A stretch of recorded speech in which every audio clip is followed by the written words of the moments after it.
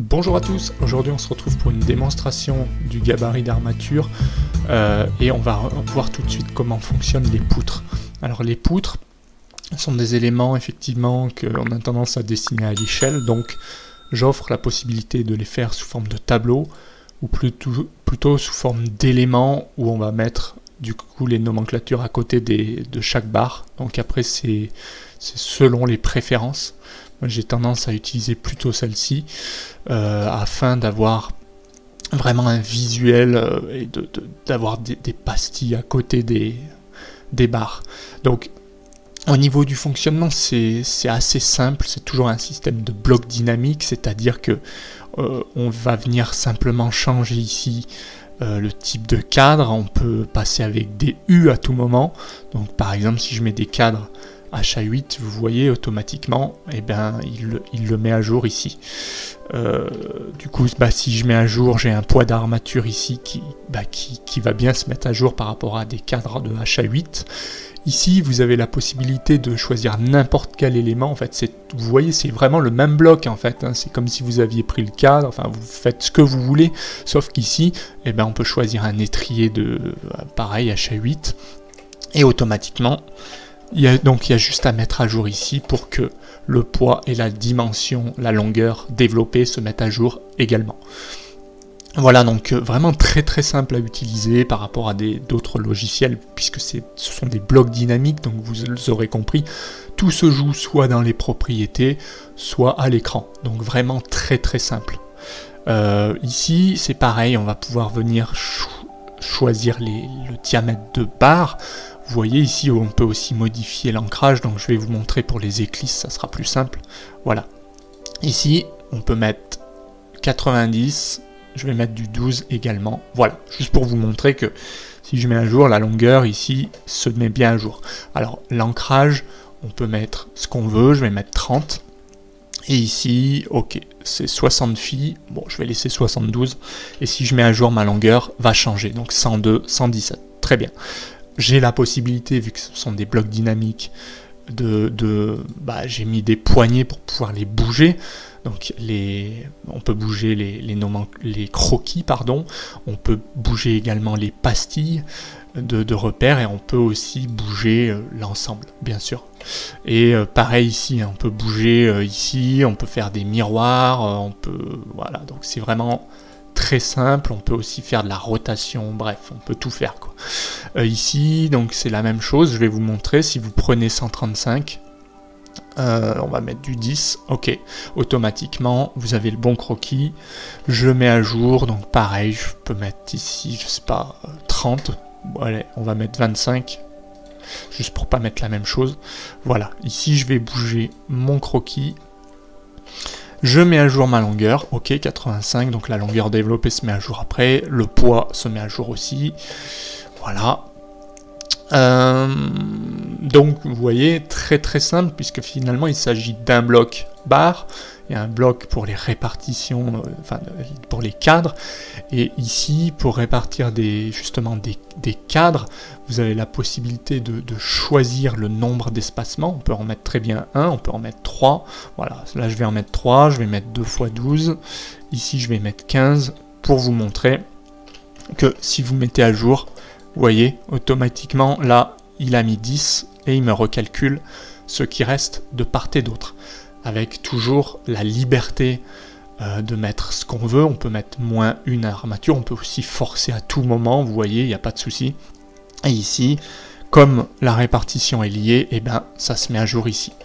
De la même manière, si ici vous venez régler, je sais pas, on va mettre 5 barres, HA12, voilà, automatiquement, sur votre élévation, là vous aurez le 5 qui va bien, voilà. Et du coup, on va considérer que les éclisses vont récupérer le même nombre de barres. Sauf que là, pareil, vous avez la liberté en tant que projeteur de pouvoir dire, bah non, ici, je vais en mettre, allez, je force 4, ou vous mettez ce que vous voulez, en fait. C'est juste si vous voulez, des étiquettes, où vous pouvez venir rentrer n'importe quelle valeur. Donc c'est vraiment très pratique d'avoir la main là-dessus. C'est pareil, supposons que vous ayez une répartition vraiment particulière, vous pouvez très bien supprimer ce bloc là. Dans ce cas là, ici vous venez forcer un nombre et vous les dessinez, vous remettez des codes, donc vraiment là on a la liberté. C'est pareil ici, supposons qu'on est, allez on va dire qu'on a 4 barres d'achat 12, eh bien vous avez la possibilité simplement en faisant ça, voilà, là je vais supprimer ici, puisque finalement on peut très bien les supprimer, on est libre, mais c'est pour vous montrer que là, supposons qu'on met 4, ça sera mieux, 4, 10, pour vous montrer que simplement ici, si j'ai 2 étriers, il suffit de faire 2 fois 15, c'est pas plus compliqué que ça, et plutôt que se coltiner un groupé ou des choses compliquées, on insère simplement un bloc, parce que là je l'ai pas ici puisqu'il est déjà repéré, sans nomenclature. Pourquoi? Parce que du coup ça va vous permettre de ne pas avoir le texte et vous mettez un étrier de 8 tout simplement. Donc là j'ai 32 de haut, je viens simplement cliquer 2 points là, voilà, et automatiquement vous avez 2 étriers, tout simplement. Donc sans avoir à faire de répartition, à connaître de commandes dans un ruban, enfin vraiment quelque chose de très simple à prendre en main, et surtout vous voyez, vous avez la liberté à tout moment, vous faites des copier-coller, bah celui-là il est lié au texte, celui-là il est libre, bah vous en mettez autant que vous voulez, vous faites des copier-coller, vous faites des réseaux, vous faites bien comme vous voulez, mais en tout cas vous êtes libre. Voilà, donc je pense qu'on a fait le tour pour cette démonstration pour les poutres. Après, effectivement, l'avantage qu'on a, c'est qu'à tout moment, on vient faire un copier-coller. Je vous montre simplement, voilà, là je vais en faire un autre. On s'embête pas plus que ça. Je fais une deuxième poutre et on modifie, et voilà, il n'y a rien de compliqué. Soit vous refaites une insertion de bloc, soit vous modifiez votre poutre. Et dernière chose, c'est que sur chaque gabarit, j'ai aussi des coffrages, vous voyez, personnalisés. Vous pouvez choisir, voilà, l'aspect là de votre coffrage, donc vous pouvez modifier les dimensions, et surtout, ça c'est bien, vous pouvez décomposer, voilà, à tout moment, là, bah, vous reprenez la main en fait, parce que on est d'accord qu'il n'y a rien de pire qu'être bloqué avec des barres qu'on ne peut pas bouger, des coffrages bloqués. Bref, moi, en tant que projeteur, je pense que ça vous parlera. Bah voilà, moi j'ai besoin d'avoir la main, de pouvoir faire une engravure ici, par exemple. Je sais pas, si ici c'est pas la même chose, et bien de pouvoir dessiner quelque chose de différent avec voilà, un coffrage comme ça, par exemple. Donc pour vous montrer que grâce à ce gabarit d'armature, on est capable de faire des choses telles que sur des logiciels professionnels, mais sans les inconvénients. Donc effectivement, gros avantage là-dessus. Écoutez, moi j'espère que cette démonstration des poutres vous aura plu. N'hésitez pas à faire remonter l'information à vos responsables, et n'hésitez pas, donc si vous avez besoin en tant qu'indépendant de gabarit, sachez que je les adapte.